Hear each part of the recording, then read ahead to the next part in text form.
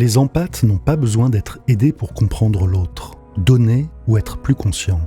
C'est tout simplement inné chez eux, même s'ils ne le veulent pas. Un empathe sera toujours là pour vous.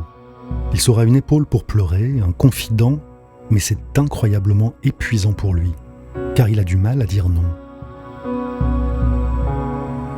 Si vous êtes un empathe et que vous cherchez des moyens de gérer cela, voici quelques conseils pour vous aider à contrôler votre don et ne pas éprouver de ressentiment.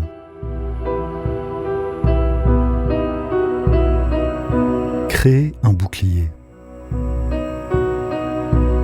Lorsque vous êtes un empathe, il est important de vous protéger. Voici un exercice que vous devriez faire aussi souvent que possible. Visualisez un bouclier d'énergie autour de votre corps physique.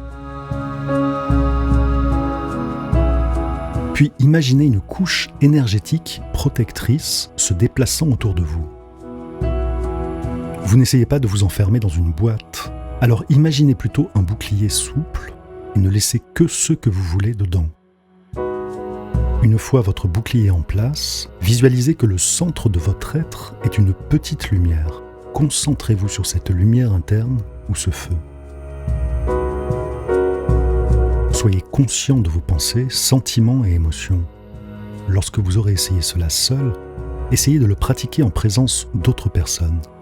Essayez de ramener votre conscience de votre environnement extérieur à vous, à votre flamme, puis revenez. Faites attention à la façon dont chacun se sent.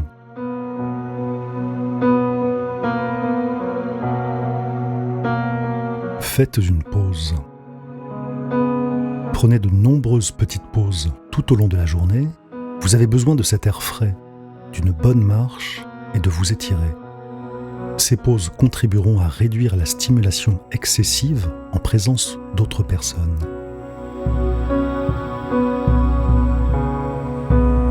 Pratiquez la méditation quotidienne.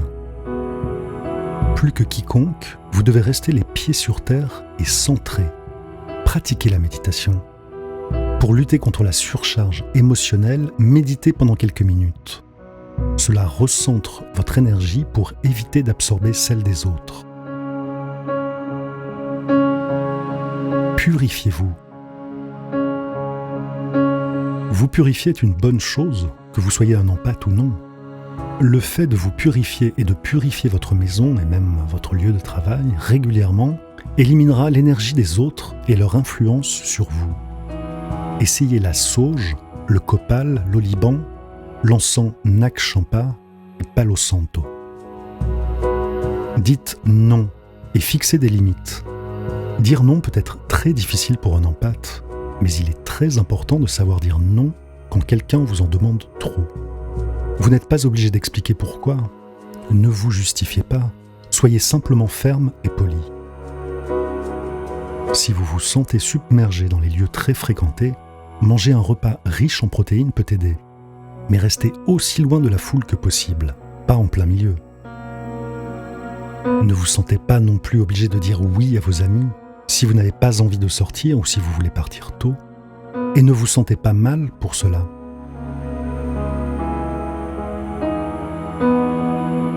Cherchez un praticien énergétique.